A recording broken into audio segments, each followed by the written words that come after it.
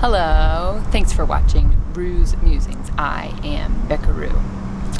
I was in therapy for a long time throughout college and a little bit after college, and one of the things my therapist taught me was about the pendulum of our habits. So as an example, when I was younger, I was sort of raised, of course super duper lovingly, in an environment with basically no boundaries, so that my impression of love was my feelings are your feelings, and your feelings are my feelings, and my success is your success, and your failure is my failure. They're the same, they're shared. There isn't any difference between us. So a lot of my work in my adult life has been creating healthy boundaries. And my therapist would talk about the pendulum. So if I'm over here with no boundaries, the likelihood that I swing straight towards the center and get perfectly balanced boundaries is just so highly unlikely.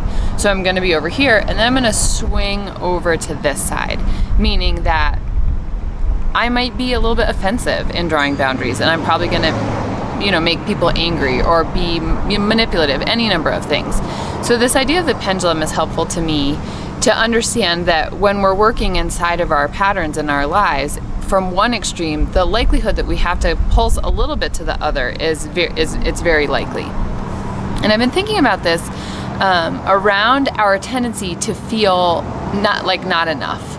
Meaning, I just said to Jules, oh, that dress is so cute. And she's like, really? It's kind of snagged and it's old, right? So that's our response to when we get compliments. Oh, you look so beautiful today. Really?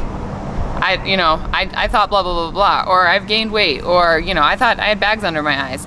So that's part of how we respond to compliments. But additionally, inside of our own heads, almost all of us relate to this. You wake up in the morning and you're like, oh, I don't have enough time.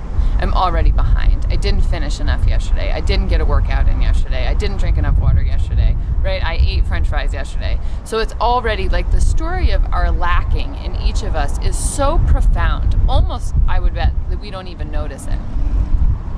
So inside of being human beings and inside of wanting to offer ourselves, which is a big mission that I'm on right now. Okay, how do I show up fully and how do I offer myself fully? We can't really offer ourselves fully from this place of lacking. So the pendulum maybe is going to swing to the other side. And I had a conversation with a girlfriend yesterday, and she was getting nervous about her ego coming in. And this is especially true in our yoga world, right?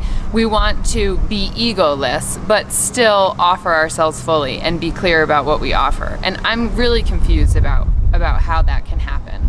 So I'm here to say, I think a little bit of ego is great, and if it's not perfectly balanced right away, so be it.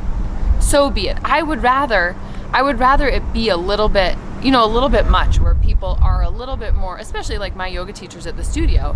I would rather them be a little bit more in people's faces about, oh my gosh, you have to come check out my class. This is what I'm offering. This is how great it is. This is what you're going to learn. Here's what you can, I can guarantee that you'll take home, and have the public be like, whoa, take it down a notch. Man, would I personally rather that than, yeah, I teach yoga.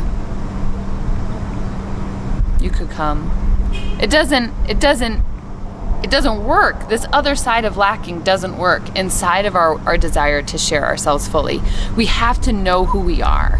And in order to know who we are, we have to believe in ourselves. And there is a little bit of ego in that. There has to be. So eventually, I think once we've practiced, right, if I have 35 years of feeling like I'm lacking, and I'm coming into a few months of being like, maybe I am worth something.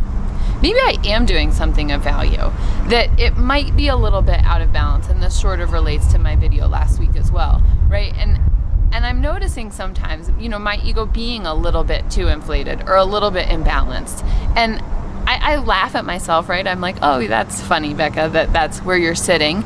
And I have faith that it's going to come back to the center, where it is just that I have a clear, solid picture and vision of myself that I can communicate pretty well and communicate authentically without it needing to be better than or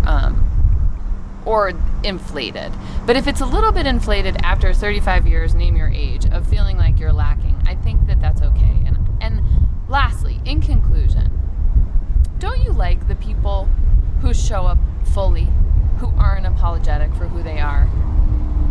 those are the people that I gravitate to. Maybe it's not for all of us, but I don't love when people are so humble that they're not owning their gifts. Meaning, if you really do something great, or if you're offering something amazing, I want you to know it. I want you to know it's amazing, and I want you to say, I'm doing this thing and it is great and it is worth your time. That's my musing today. Please check out my other musings. If you're in Colorado Springs, come to class at Play Yoga. Check it out. It's really fun. You'll love it. And I'll see you next week. Bye-bye.